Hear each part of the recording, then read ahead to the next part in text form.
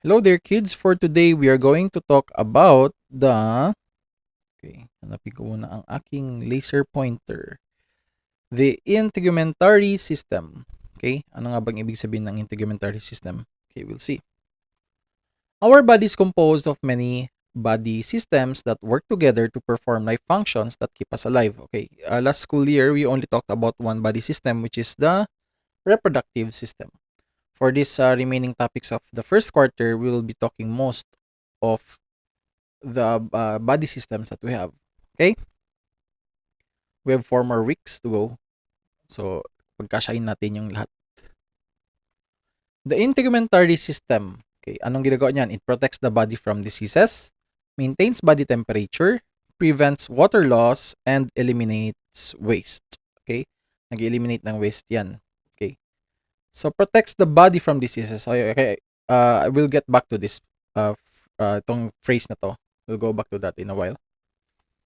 Basic parts of the integumentary system are the skin, hair, and nails. So going back, skin, okay, protects the body from diseases.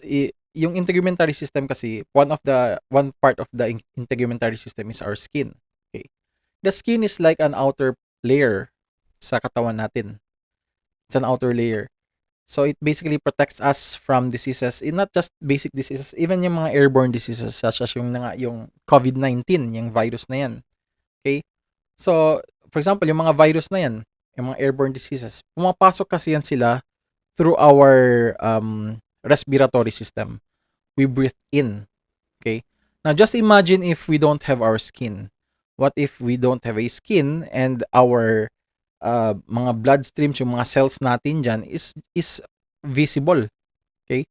Ibig sabihin, if may germs dyan, instead na if may skin kayo, hindi papasok sa katawan ninyo, but since you don't have skin, papasok yan sa katawan natin.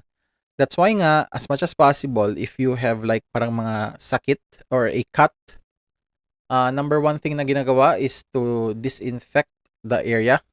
Okay. And another one is to cover it with a certain patch or a bandage, diba? Bandage or band-aid yung ginagamit. Depende. Okay? So that's why it protects the body, itong integumentary system na to. Yung sa prevents water loss naman, it has something to deal with the sweating, controlling the sweat. Kasi if walang control yung sweat natin, if we'll sweat all the time, we might run out of water sa katawan natin and eventually we'll get dehydrated, starting from headaches na yan and other problems that has something to deal with your head na sasakit na yan parati.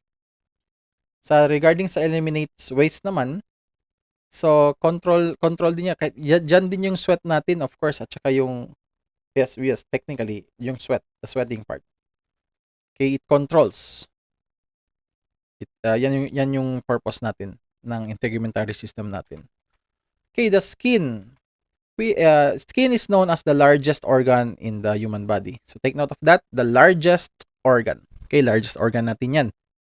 Other organs natin, we have our brain, yung kidneys natin, yung lungs natin, yung heart. Those are examples of the organ. So naman dito, one of the largest is ang skin. Okay? Ano, shock kayo that our skin pala is actually an organ? Yes, it is. Okay. Epidermis is the outermost layer of the skin. Ito. That's the epidermis. Which you can see and you can touch. So, yung anong nakikita ninyo ngayon sa katawan ninyo, yung sa labas lang, panlabas, that's your skin. Okay? And that's your epidermis, the outermost layer. The epidermis does not contain any blood vessel. It serves as a protection to our body. That's why sometimes, no, if you'll have light scratches, walang dugo. Because considering that the epidermis does not have any blood vessels. So, light scratches lang. It's like just a thin protection, an outer layer. Okay? The dermis is the layer next to the epidermis. Okay, itong area. Contains blood vessels, nerve endings, oil and sweat glands, and the melanocytes. Okay. Itong sweat glands, these are the sweat glands, by the way. Nerve endings, yung mga nerves na yan, dyan kasi tayo nagkakaroon ng senses. Yung mga nararamdaman natin yung sense of touch. Nararamdaman natin na may naghahawak sa atin. Okay. Melanocytes causes the skin to be fair or dark. Okay? It has something to do with the reaction of your skin that changes color. Technically, parang it determines your skin color. Okay? Sometimes naman, if you go to a certain area, like for example, yung beach, yung pool, later on, your complexion, yung color ng skin nyo, nag-change. Okay? Becomes darker. So, it's because of the melanocytes that is found under your skin. Okay? Thickest layer of the skin. So, it is known as that itong dermis na to is the thickest layer of the skin. Okay? Made of fibrous and elastic tissues. Elastic means parang stretchable. Not to a point of like a rubber band, pero at some point it is stretchable. Okay? Provides strength and flexibility to the skin. Okay? That's why our skin is flexible. Kung i-try nyo yan, try to grab your skin and try to extend it or expand it, parang it's possible. It's because of the dermis. Okay? And of course, the outer na rin, yung epidermis rin, of course. The outermost. Hair is found in the innermost part of the dermis. Ito. Yan sila. Example of hair, yan sila. Hair grows from the hair follicle. Ito. This is the hair follicle. It's like the roots. Okay? So if I'm gonna ask you sa exam ninyo, hair follicle is like the what? It's like the roots. Okay? Parang where hair grows. Roots kasi ang parang hair follicle natin. That's why if kinakat natin yung hair natin, it will just grow again because of the hair follicle or the roots. Diyan kasi nag-grow. Each hair follicle is connected to the oil gland. This is the oil gland area. Okay, yan ang oil gland na yan. Okay? Goosebumps is caused when strands of muscles change in size. So it happens when strands of muscles become smaller. Alam niyo yung goosebumps? Goosebumps are those yung parang it's like a chicken skin that you can experience for a certain time. Okay, sometimes we feel it if we experience parang extreme coldness. Na-experience niyo yung goosebumps. Sometimes through excitedness, and if you're very scared, na-experience nyo rin yan. Nagkakaroon tayo ng goosebumps. And sometimes, if we are defecating, okay, parang nandun tayo nasa CR, trying to forcefully remove solid waste from our body, and na-experience nyo yung goosebumps na yan. Okay? So technically, the main reason there is not just because of the temperature, but also because of the change of size nga ng mga muscles, strands of muscles sa skin natin. Okay, nails. Nails are formed through nail roots which are found under the skin. Okay? Nasa loob. Wala dyan sa labas. Wala. Okay, nail roots is under the skin. Okay. Nail plate is the area of the finger where nail progresses as it grows. Ito. The area of the finger along which the nail progresses as it grows. Okay? The cuticle is where the nail forms and hardens as it grows. Ito. So, the cuticle is the reason why bakit matigas ang ating nail. Okay? Kasi where it forms and grows. And of course, it hardens. Tumitigas siya. Okay, yung cuticle is not actually, it's not visible sa kamay ninyo. Depende na sa kamay ninyo. But in majority, hindi visible yan masyado. Nandyan kasi yan siya sa may fold area. So, it's still under the skin a little. Nails protect the tips of our fingers and toes. Okay, yung sinabi ko kanina tulad ng skin, if we don't have nails, the part of our fingers and toes will be exposed as well. Entry point din yan ng mga germs. Okay?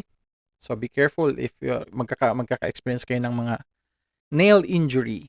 Nako, masakit yan. Free edge is the portion of the nail that extends past the end of the matrix bed. Okay, ibig sabihin yung sobra na. So in your case, if you have long fingernails right now, especially if they are dirty, paki na lang. Please do trim your nails. Clean it as well. Para, syempre, to avoid further injuries sa inyo, to your own self, and to your friends, family as well. Kasi baka ma-scratch nyo sila eh. So, masasaktan lang kayo. Okay. Diseases that can affect your integumentary system. One is acne, eczema, psoriasis, and skin cancer. Okay. We have acne, eczema, psoriasis, and skin cancer. Acne, these are example of acne. An example ng acne. A skin disorder caused by the inflammation of the oil glands in the skin. Okay. Most of you naman, hindi ko lang alam if meron na ba sa inyo naka-experience. Sometimes people tend to experience it if they are kulang sa tulog. They lack sleep. If you continue to sleep like mga 3 to 4 hours lang, usually the next day parang you tend to grow one. Ganun lang talaga. Pores of the skin become clogged with oil, dead skin, and bacteria. Bacteria daw. That's why as much as possible also, wash your face. Okay, kailangan nyo maghugas ng face from time to time. If you tend to wash your hands parang 5 to 10 times a day, so as much as possible, kung pwede, mga 3 times, i-wash nyo rin. 3 to 5 times, i-wash nyo yung face ninyo. Especially if you feel that it's oily na. Okay? O, touch nila yung face nila ngayon. Is it oily? O, pag oily, you already know what to do. Usually identified as red small bumps, commonly known as pimples. Okay. Sa atin, normal terms, we call the acne as just pimples. This is common among teenagers because of hormonal changes in the body. So normal to for some of you might experience it. Swerte na kayo pag hindi. Okay? Pero yun na nga, paminsan din yung matatakasan. Yun na, well, you just need to like regularly wash your face na lang para wala tayong problema. Wala kayong problema. Eczema is quite similar to acne. Kung titignan lang natin, no? If you're just going to... It's just that parang it's like growing an island. Parang territorial, kumbaga. A medical condition in which visible patches of rough and scaly skin become inflamed, namamaga. Okay? It tends to bulge out of your skin a little compared to the skin level, the normal skin level. Blisters may appear and cause itching and bleeding. So eczema has no known cure but can be managed through prescribed creams and lotions. So if you don't want things to be worse, mas mabuti na yung pupunta muna kayo sa doktor.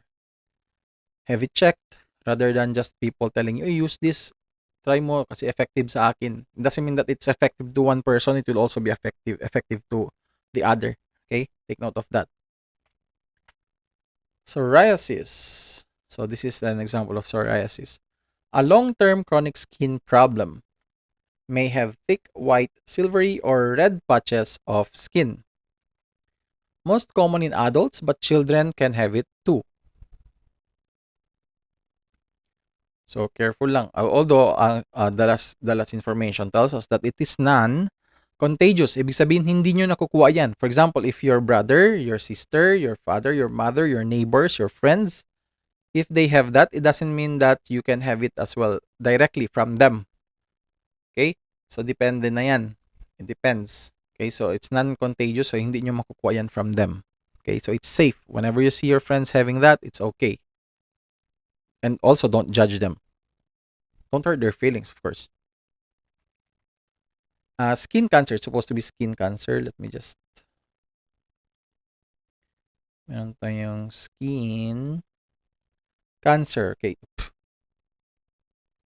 Hindi ko na alam paano yun. Okay. Let me erase that.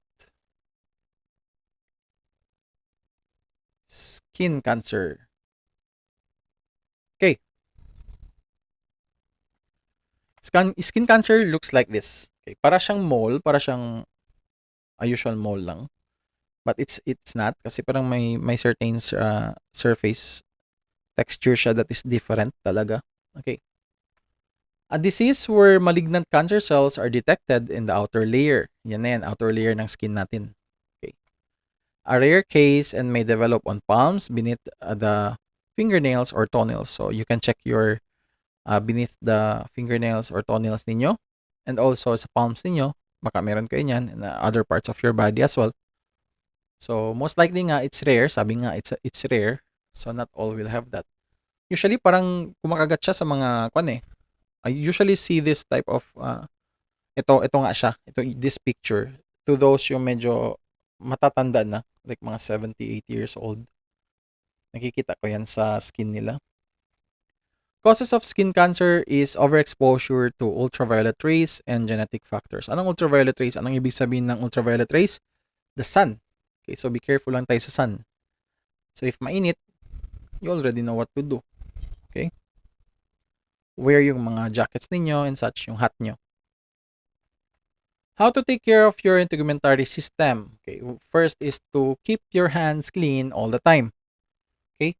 So ideally, as we have been taught by Teacher Lolit, no, is to sing Happy Birthday twice. You might think, Teacher, why do we need to sing that song? It's just to ensure the amount of time, the moment you start singing Happy Birthday, and the second time around, and it basically tells us that the time is enough for us to wash our hands. Okay, you can stop from there. Okay, Happy Birthday to you. Happy birthday to you. Happy birthday. Don't expect me to finish the song. So, yun. You get the logic there. After singing it twice, so it's already safe to say that you are done washing your hands. Okay? Next is wear appropriate clothes for any given weather of the day. So, for example, dito sa picture, nakikita natin that it's one sunny day. Roughly parang afternoon na siya. The color. So, if you notice that the girl is wearing a cap to protect yung face niya. Jacket. Mainit na. Tapos nag-jacket pa. So, pero yung purpose naman dyan is to at least yung skin nga to cover most or majority of the area of our skin. Okay, yun ang purpose doon. Okay? To keep us protected. Kaya kayo, kung if you're going to go outside, make sure to wear your cap, and if yung may mga jacket kayo or sweater. Okay? Kahit yung mga long sleeves lang, yung mga maninipis na long sleeves lang, I think they are already enough to protect you from the UV or ultraviolet rays. Apply sunscreen if possible. So, depende na yun sa inyo. In my case, I don't usually apply mga ganito kasi parang I find it uncomfortable once it's already there sa skin ko. Oo. So, nasa sa inyo na yan. If you want to, it's fine. Wala namang problema. It's just that ako lang yun. as me as a person. I just don't like it. Okay. But since if pinaprescribe kayo, especially if sensitive yung skin ninyo, so it's better na if you're gonna apply one to your skin. Okay? Avoid too much sun exposure, ultraviolet rays, especially if you can really feel the sting of the heat. Kasi there are times kasi few seconds pa lang kayo nandyan sa labas, nafe-feel nyo na talaga yung init, masakit na yung skin ninyo. Okay, it stings. Yung heat, sobra.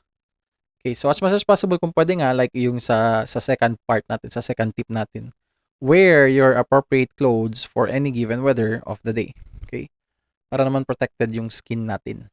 Okay, else you'll be having problems with your integumentary system. Okay? So that is it for today.